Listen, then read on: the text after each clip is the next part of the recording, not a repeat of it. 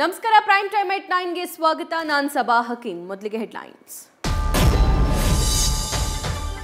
ಉಪಚುನಾವಣೆ ಗೆಲುವಿನಿಂದ ಸರ್ಕಾರಕ್ಕೆ ನವ ಚೈತನ್ಯ. ಸಿದ್ದರಾಮಯ್ಯರಿಗೆ ಬಲ ತುಂಬಿದ ತ್ರಿಕ್ಷೇತ್ರದ ಮತದಾರ. ವಿಪಕ್ಷಗಳ ಆರೋಪಕ್ಕೆ ತಲೆದೂಗದೆ ಗ್ಯಾರಂಟಿಗೆ ಜನರ ಜೈಕಾರ.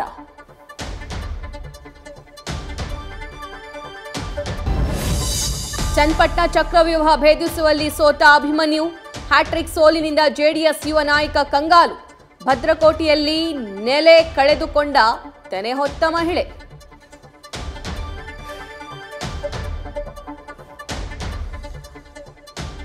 ಮೈತ್ರಿ ಪಡೆಗೆ ಮರ್ಮಾಘಾತ ನೀಡಿದ ಉಪಕದನದ ಫಲಿತಾಂಶ. ಚನ್ನಪಟ್ಟಣದಲ್ಲಿ ವರ್ಕ್ ಆಗದ ಕಮಲ ತೆನೆದೋಸ್ತಿ. ಭದ್ರಕೋಟೆ ಶಿಗ್ಗಾವಿ ಕ್ಷೇತ್ರದಲ್ಲೇ ಮುಗ್ಗರಿಸಿದ ಬಿಜೆಪಿ.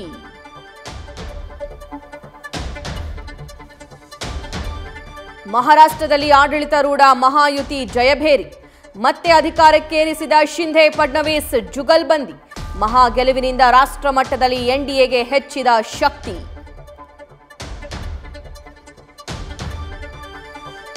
ಉತ್ತರ ಪ್ರದೇಶ ಬೈ ಎಲೆಕ್ಷನ್ನಲ್ಲಿ ಯೋಗಿಗೆ ಬಲ. ಬಿಹಾರ ರಾಜಸ್ಥಾನದಲ್ಲೂ ಕಮಲ ಕಿಲಕಿಲ.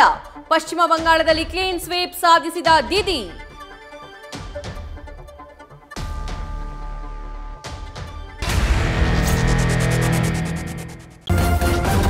ನ್ಯೂಸ್ ಫಸ್ಟ್ ನಿರ್ಭೀತಿಯಿಂದ ನಿಮ್ಮ ಪರವಾಗಿ.